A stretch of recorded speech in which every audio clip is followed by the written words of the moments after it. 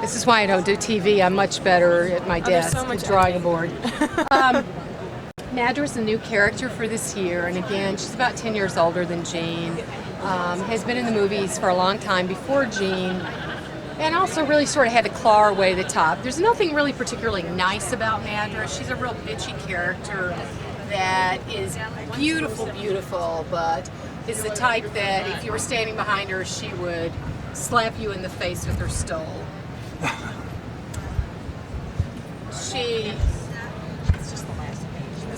This one is called Dress to Kill. It's a costume by Tim Kennedy.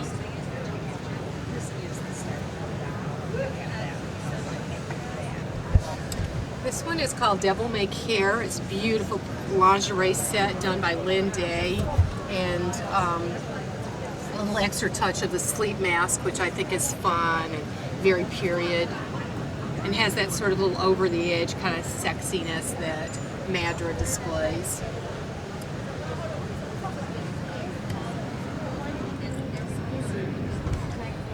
Next to Madra is a doll that's very limited. It's going to be limited to 2,500 pieces. It's called Black Widow.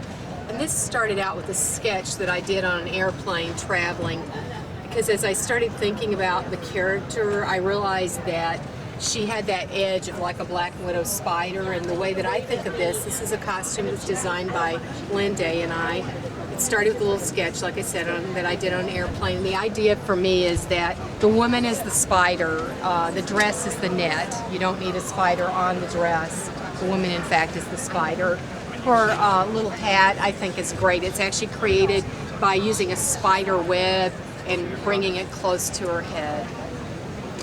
A really fun one. And then we're introducing Madra in First Encounter. This one is done by Christine Donnelly Curtis, who actually designed and drew patterns for Vogue and the various pattern companies during the 50s and 60s. Oh, that's fine.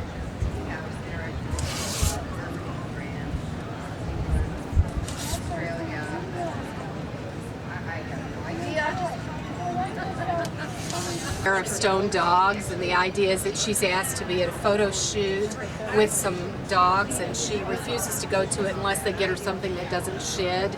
They show these, and of course, being Madra, she asks that those be delivered to her apartment. So that's a Madra thing. This one to me is the quintessential Madra. This one was designed by Jose Ferrand.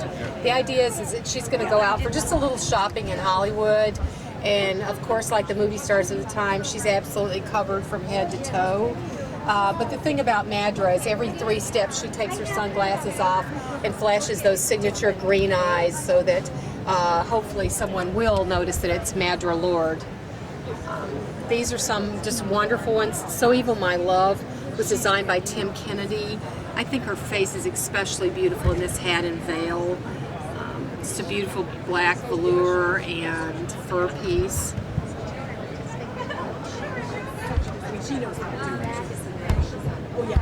Next to it is a wonderful costume by a new designer for us. His name is Bob Lang. He's an advertising executive in Los Angeles who designs for Jean. The thing that's special about this is that this Madra costume comes with a portfolio, and inside that portfolio are the sketches of every design for the first collection, for the 2000 collection. So it's a wonderful little collectible within a collectible. Also next to it is a costume called Heartless, designed by Tim Kennedy, and it mirrors Mel's drawing for his book by Hyperion, which introduces Jean and Madra to the public. The costume, it's called Highland Fling, again designed by Tim Kennedy, and it's just one of those beautifully draped pieces that Tim has become so well known for. The thing that I think is very special about it is the way the gloves work. Also, another special feature of Madra is that she has jointed elbows, so her hands do move, her arms are bendable. This is Highland Fling, and all the details. Madra has all those wonderful details that Jean does, with like the beautiful beading on the train. And that's Madra Lord. Where are you? Yeah, you can talk to her later. Okay. I'm just going to start. Are you ready? Yeah. going to start by asking you a little bit about how Toy Fair plays into, Jean's year and as well as Madra's year. Okay. Well, Toy Fair for us is an enormous coming out party because it's actually the time of year that we introduce the entire new collection for that year.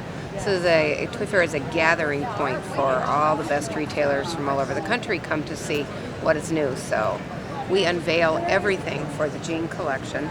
This year we also introduced the first new character that's ever been done for the Jean collection, and this is 6 years now. Madra, who is an evil villainess that, from what we understand, everyone is just loving to hate. Excellent. So she's your surprise for this year. She was definitely our surprise for this year, and we also introduced a new, wonderful new feature in our Simply Jean collection, which is our bendable knees, combable hair. They come in very simple little bathing suits. And this year we added a swivel waist and introduced a platinum-haired swivel-waisted Jean to sort of celebrate her 5th anniversary. Okay.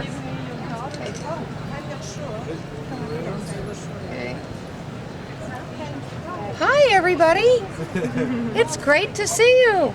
I'm having a blast here at Toy Fair. Look at all these people everywhere. Can you believe all these people have come to see me? So how much work have you put into just preparing that party? Oh my goodness. Well, we work on the party for about 8 months, literally. We start working on it shortly after we recover from the previous year's party. It takes that long. Yes, and it takes a long time, I think, to put on an event that is appropriate for Jean, that is befitting a doll like her, where everything we do is so totally first class and top drawer. A little bit about what you do at Ashton Drake, is your role Sure. in the Jean gang, Madra gang. the Jean gang, as we call them. Well, actually, Joan and I are pretty much our partners, and together we run the Jean group. So she came up through the product development end of the business and has been a senior product developer for many, many years. And I came up through marketing and advertising and communications. So together we handle sort of all aspects of marketing Jean, from strategy to, what color should the feather on the hat be. It's a wonderful partnership, and we think we make a great team. You absolutely do. Thank you so much. Thanks. Now, what is Ashton Drake? What does it entail, the whole company itself? Ashton Drake? Well, Ashton Drake is actually one of the world's largest manufacturers of collectible dolls, primarily porcelain dolls.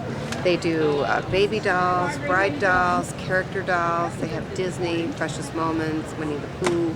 And they are known the world over for the quality and expressiveness of the dolls they create. And now they are also creating gallery teddy bears, which I guess are quite a hit at the show and are also wonderful bears.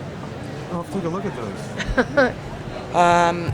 Well, first, who are you? Hi, I'm Lisa Marino from the Ashton Drake Galleries.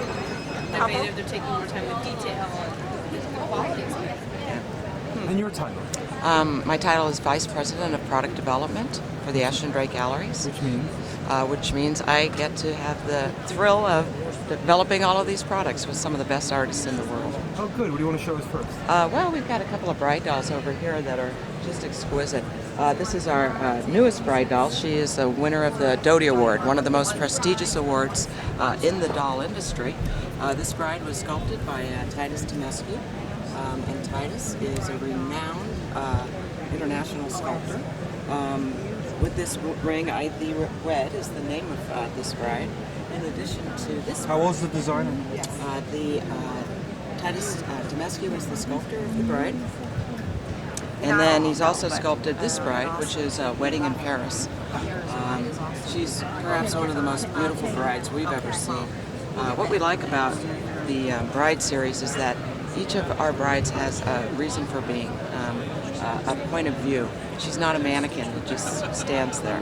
There's a little bit of soul, a little bit of attitude in every one of the brides. And that's really what distinguishes a very good doll from a very mediocre doll. Gives you an emotional feeling, then it's a very good doll. If it just stands there and stares at you, it's a pretty bad doll. So we don't like to do dolls that stand there and stare at you. What does it retail for?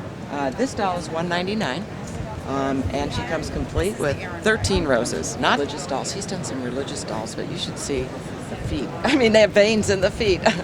So But to judge a really good sculpt, you really want to look at the detailing of the fingers, the blush. How is she blushed in here? How is her face decorated? Her wig, and all of that. That really makes for a good doll. The most important thing is soul and attitude. At Ashton Drake, we like to develop dolls with a point of view, with attitude, and we bring that attitude into dolls, whether they're bride dolls or whether they're little boy dolls. This is one of our favorite little guys. His name is Duct Tape Does It All. This is Tools Make the Man by sculptor Alex Tusalkin. This is our little painting doll, and I think one of my favorites is our plumber doll down here. As you can see, he comes complete with his plunger and is bent over, and as you can see in classic style, his shirt doesn't quite cover his jeans. Also, in the area of licensing, this is our Thomas the Tank series. Thomas the Tank is a very successful children's television show and publishing venture, and this is our tribute to Thomas the Tank. You're welcome. Tanks, you're welcome. This is Little Buckaroo. This is I'm a Little Lawman, and Card Shark. Card Shark's particularly cute. He's got that little tough attitude there. That's brand new for us. Right foot blue, left hand red. Nostalgic series. And a release from Hasbro? Oh. These are all licensed. If we work with a major licensors, Disney, UNESCO, Warner Brothers. Like angels, you can find angels in just about any size, shape, or form. The Ashton Drake angel line consists of beautiful little children angels. Moves all the way up to gorgeous adults. Not dolls that just stand there. They have to really have a point of view.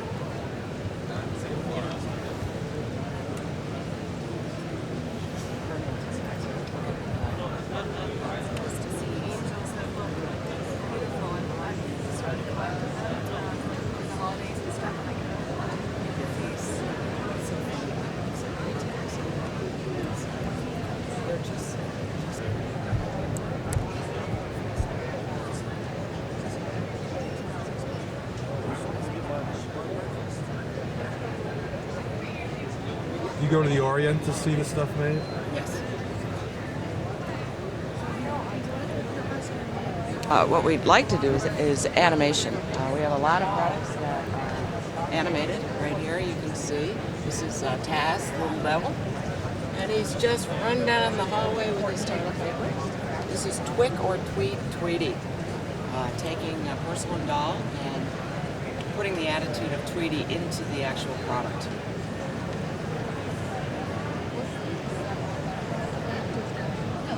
Oh, you reminded me what I need to buy today.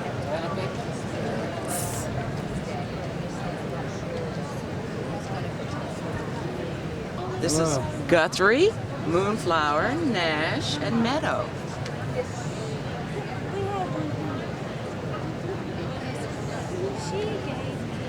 Gone fishing, our fishing line of teddy bears. You can see that these are our outdoor bears, and a little too tired for fishing. There he's drinking a can of black bear root beer. Mark McGuire teddy bear.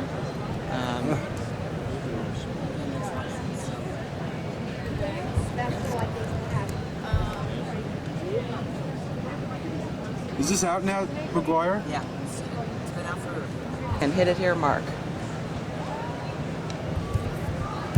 That's hysterical.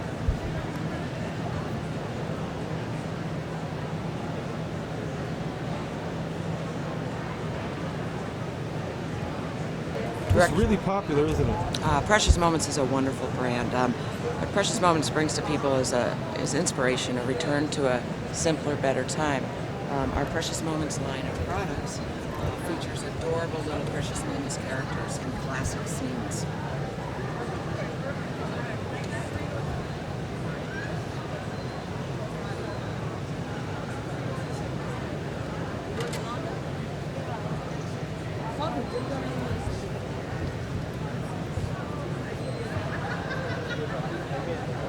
Jesus Christ, that's cute.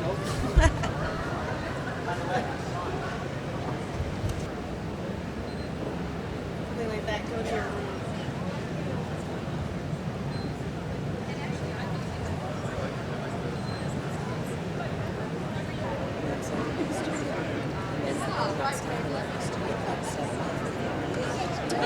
For you. This would be our Disney line in here. So everybody loves Pooh and everybody loves Mickey. So.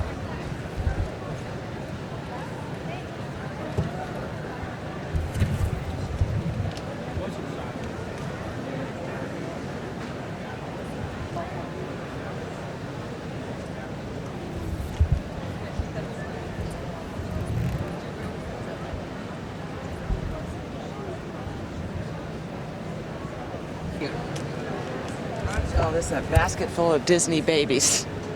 Each of the little Disney babies represents the character. Baby Daisy, she's a little shy, a little bit coy.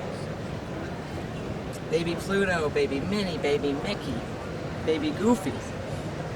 You can tell who Baby Goofy is right there. So you match the face with the character. Oh, these are Okay. That's Nala and Simba. And what the innovation here is, never before have real little children been dressed in Disney costuming. This is the first time this has ever been done. We're delighted to be working with the Walt Disney.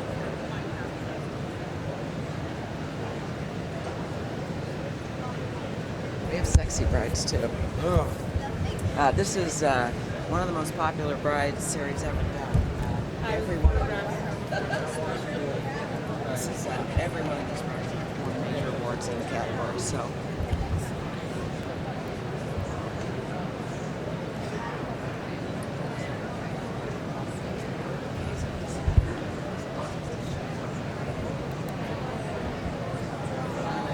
Oh, okay. How did I get? I'm going to teach Laura. Let me just finish chewing this butterscotch. The family's name was Bird. Really? Yeah, Which was who? Bird. When I was growing up. The bird is the word, I think. So, what do you think of the new bitch on the block? We love the bitch on the block. How did you get involved in Fabulous. designing? How did I get involved in designing? Well, More over when ironically, did you start? when did I start? As a preschool child, and there was a very dear lady who had left Russia as a child, who was a dear friend of my mom's and my family's, and she told me as a preschooler that I was going to be a dress designer. And I never doubted it since childhood, and as a kid I used to dress dolls. Then I grew up and went to college and studied fashion design, and I dressed real women, and now I've come full circle and I'm dressing dolls again. What was They your don't first talk job? back and they don't scream when you stick them with a pin. You can put them in anything. Yeah. They don't change size, they don't tell you it makes them look fat. It's so much more rewarding. So Yeah. tell us something about some of the designs you've done for Madra, the new character in the Jean line. All right, well, I guess I'll start with the one that I'm right next to, which has been named Highland Fling, although I'll let you in on a little inside secret that I wanted it to be called Tart and Sweet. A little play on words that alluded to the character, but I think that there was a trademark problem with that, so they came up with another wonderful name instead. When you make a design, do you worry about the material that's going to be used? Or? I usually, when I have an idea, I pretty much see the whole thing complete in my mind. And then my challenge is to make it happen in 3 dimensions the way I see it in my mind. And sometimes it's this relentless, non-stop, minute changes to get it the way that I see it in my head. But other times I will see a fabric that will inspire me and I'll say, wow, it would be wonderful to do something like this out of that fabric. So. Now, what's different about designing for Madra versus designing for Jean? Designing for Madra, you do not have to consider stepping over the line that is between good and bad taste. You can go completely over the top, and being a bitch, you can do bitch clothes, and I do great bitch clothes. You can give her fins, and even her flowers explode. So You let's know, talk her- about this other costume. Oh, all right. Actually, this costume, which is being called Dress to Kill, is one of the first garments that I did for the original Jean prototype for Mel. And we called it the shark dress because it has fins like a shark. it was never really jumped on for Jean by Ashton Drake, I guess because it didn't seem to reflect her character as much. But Mel pulled it out of the wings for Madra because it was perfect for her. So it's really basically the same as the original one that I did, except that the original was in lame, and since there are a number of other lame things in the line, we went with a slightly different fabric, but basically the character is essentially all there. Stunning. How'd you meet Mel? Mel and I met in Richmond, Virginia in college in about 1970. We were all in the same art school, which was actually a very good school, and we had a very creative crew of people there. A lot of incredible talents came out of that time and place, Mel, of course, being one of them. And he and I were good friends from way back in the day, and he had this Singer store mannequin named Vera that he used to take traveling back and forth with him to England, and I had the honor of dressing Vera for Mel. So I've been dressing dolls for Mel for a long time. And actually it's funny because one time Customs took Vera's arms off to look inside her and see if she was filled with drugs, because they could not imagine why a grown man would be traveling with a doll except to smuggle drugs. Did you ever think you'd be just doing dolls, or did you want to? No, I never really thought I'd be doing dolls again. But life has its own little twists and Did turns. Mel come to you early on in the process of when he conceived Jean, or? Oh yeah. Well, I was actually in Mel's studio when he drew the first sketch of the original Jean. He had the idea. We were both actually very inspired and highly charged by the Théâtre de la Mode exhibit that came to the Metropolitan Museum. Of all of the clothes, the couture clothes from the Paris designers that were done during World War II when there were fabric shortages. And they needed to raise money for the war effort, so all of the couturiers and everyone in the industry, the shoemakers and the hat makers and the glove makers, all combined efforts and produced this astonishing exhibition of mannequins wearing the latest fashions, which they didn't have enough fabric to produce in real size. And that toured the world with a small admission fee and raised money for the French war effort.